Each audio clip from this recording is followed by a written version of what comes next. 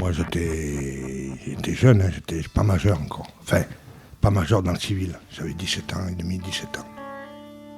J'ai voulu rentrer dans la marine pour faire plaisir à ma mère au début. C'est parce que son père, mon grand-père, était dans la marine marchande.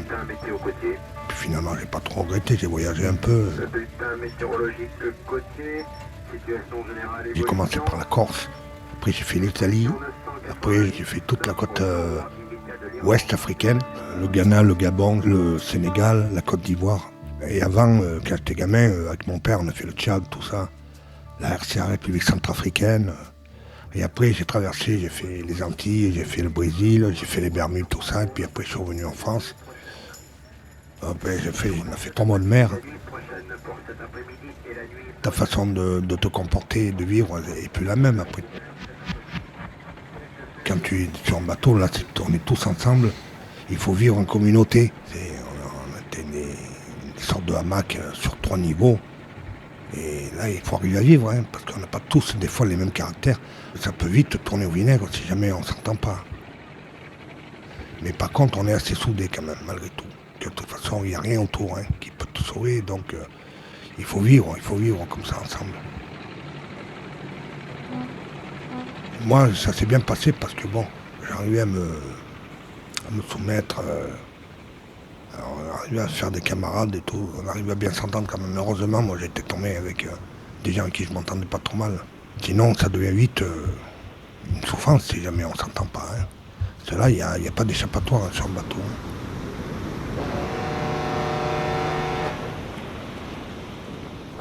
Quand tu vas sur Terre, la boule, elle n'y est plus. Donc au début, ça balançait un peu, mais après, bon, on s'y fait vite quand même.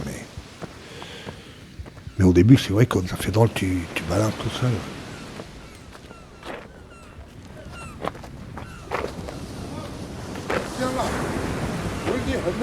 Nous, on était en escale, tout bonnement.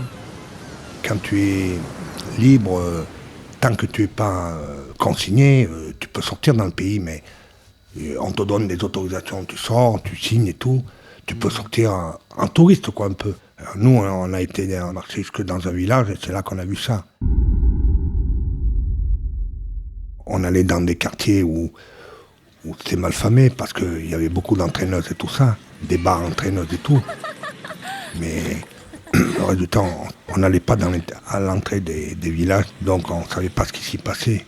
Nous, on venait en touriste, donc on venait pour dépenser notre argent dans des boîtes et tout, mais on n'était pas là pour autre chose.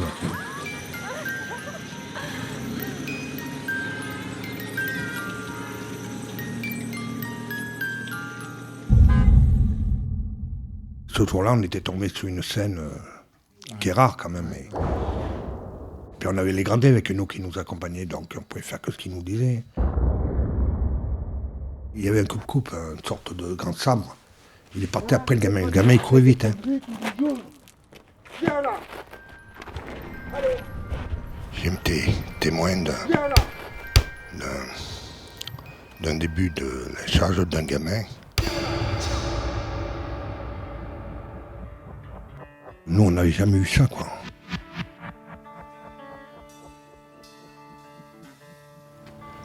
J'ai été dans des pays qui avaient des situations ou qui vivaient des moments assez tragiques que nous, on avait l'habitude de voir à la télévision, mais qu'on ne le comprenait pas.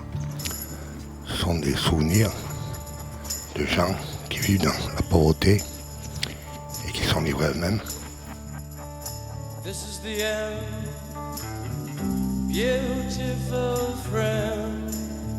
Donc voilà, j'ai été témoin de ces faits et ça m'a servi pour la suite de mon existence.